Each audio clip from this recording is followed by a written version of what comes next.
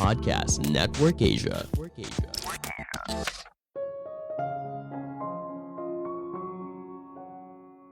Kisah sukses kadang hanya berisi sebuah cerita yang menarik, tapi tidak memberikan gambaran yang utuh. Halo semuanya, nama saya Michael. Selamat datang di podcast saya, Sikutu Buku. Kali ini saya akan bahas buku The Halo Effect karya Phil Rosenzweig.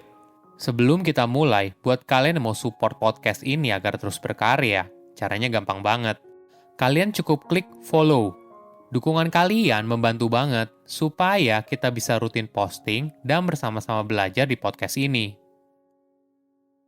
Buku ini membahas soal kesalahan kita saat memberikan penilaian terhadap kesuksesan atau kegagalan sebuah perusahaan. Banyak orang seringkali mengkaitkan performa keuangan perusahaan yang bagus dengan kesuksesan perusahaan. Dari situ, mereka lalu menganggap semua yang dilakukan perusahaan tersebut sebagai hal yang hebat. Mulai dari strateginya yang jelas, kepemimpinan yang brilian, dan eksekusinya yang luar biasa. Namun ketika perusahaan yang sama mengalami penurunan kinerja, semua orang lalu berbalik mengkritik dan menganggap semua yang dilakukan perusahaan itu buruk. Nah, ini yang seringkali kurang tepat. Saya merangkumnya menjadi 3 hal penting dari buku ini. Pertama, apa alasan dibalik perusahaan yang sukses? Setiap pemilik bisnis atau pemimpin perusahaan pasti berusaha untuk mencari pil ajaib, sebuah ide atau metode yang merupakan jalan menuju sukses. Biasanya kita akan menggunakan kisah sukses atau panduan langkah demi langkah untuk meniru perusahaan yang sudah lebih dulu sukses. Namun perlu disadari, cerita sukses tersebut biasanya dibuat terlalu disederhanakan dan tidak memberikan gambaran secara utuh.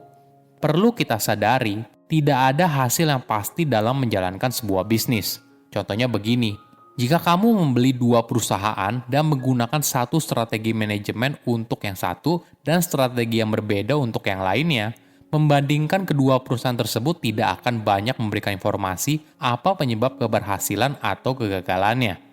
Hal ini disebabkan begitu banyak faktor yang pengaruhinya. Kamu harus menilai situasi yang kamu alami saat ini dan bertindak berdasarkan informasi tersebut, alih-alih hanya mengikuti saran orang lain secara membabi buta. Penulis berargumen, buku bisnis yang populer biasanya menjadi bestseller bukan berdasarkan data yang dapat diandalkan atau riset yang panjang.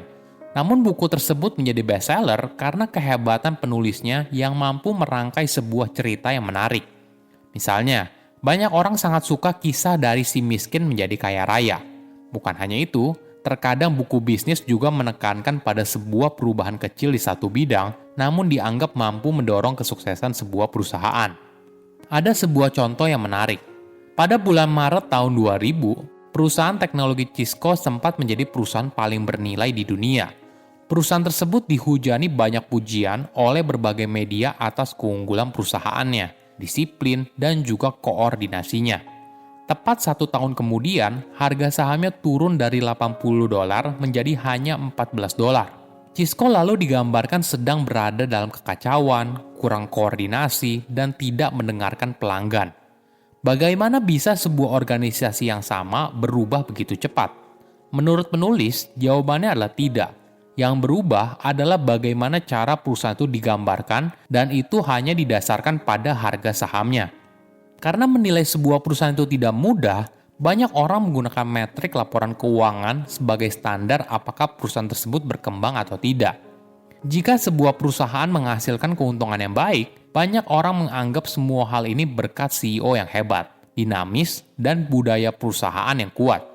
Jika perusahaan yang sama berkinerja buruk, CEO yang sama akan digambarkan sebagai orang yang arogan dan tidak mau mendengarkan. Budaya perusahaan juga digambarkan sebagai hal yang buruk.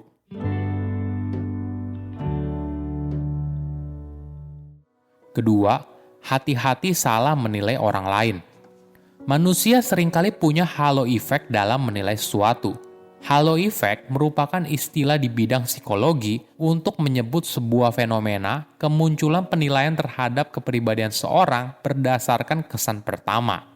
Kamu pasti ingat di sekolah, siswa yang punya perilaku baik di kelas dianggap sebagai anak yang lebih cerdas dan lebih ramah dibandingkan teman yang lainnya. Contoh lain yaitu saat interview kerja. Calon karyawan yang dinilai lebih menarik secara umum dianggap lebih kompeten dibandingkan calon karyawan yang lain. Efek yang sama juga terjadi saat banyak orang berusaha menilai kesuksesan sebuah perusahaan. Jika sebuah perusahaan menghasilkan keuntungan yang besar, maka aspek perusahaan yang lain juga dianggap sangat baik. Misalnya CEO yang hebat, atau budaya kerja yang solid, dan sebagainya. Namun kenyataannya, terkadang faktor tersebut tidak jauh berbeda dengan perusahaan yang sedang mengalami tantangan keuangan. Kita suka berharap hanya ada satu jawaban dari sebuah masalah. Namun untuk menjelaskan kesuksesan atau kegagalan sebuah perusahaan, tidak ada satu jawaban yang 100% benar, karena semua hal bergantung satu sama lain. Sebuah studi menemukan kalau tanggung jawab sosial perusahaan atau dikenal dengan nama CSR berkontribusi sebesar 40% pada kesuksesan perusahaan. Riset ini membuat kita jadi gegabah mengambil kesimpulan kalau CSR merupakan faktor terpenting untuk meningkatkan kinerja keuangan.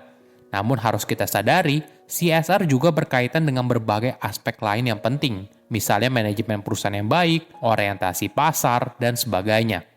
Sangat berbahaya apabila kita langsung buru-buru mengambil sebuah kesimpulan. Contoh lain seperti ini, banyak orang berpendapat kalau CEO memiliki andil besar dalam menentukan keberhasilan perusahaan. Ada lagi yang berpendapat kalau budaya kerja yang kolaboratif justru yang berperan tinggi. Pertanyaannya seperti ini, apakah kita bisa memisahkan kedua faktor tersebut dan lihat mana faktor yang paling berperan? Tentu saja ini sulit kan?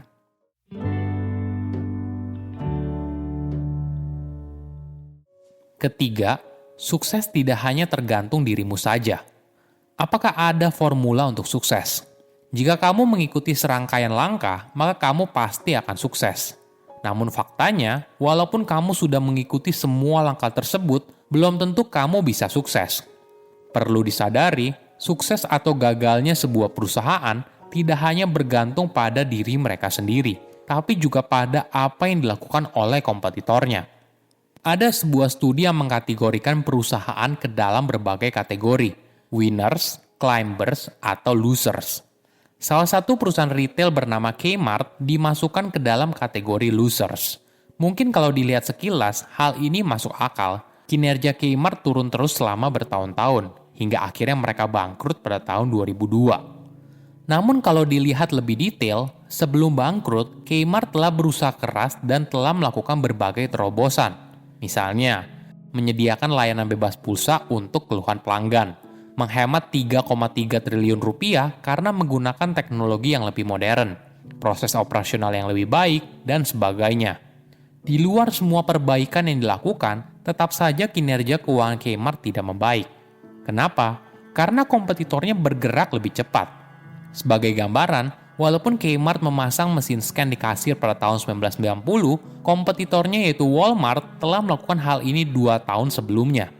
Di banyak aspek, kompetitornya bergerak lebih lincah atau lebih baik daripada Kmart.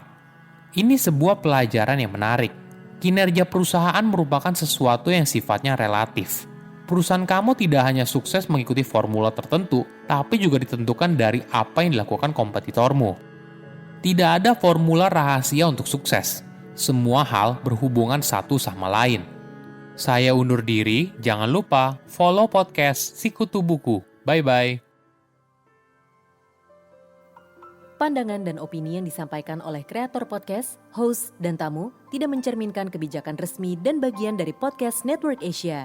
Setiap konten yang disampaikan mereka di dalam podcast adalah opini mereka sendiri dan tidak bermaksud untuk merugikan agama, grup etnik, perkumpulan, organisasi, perusahaan, perorangan, atau siapapun dan apapun.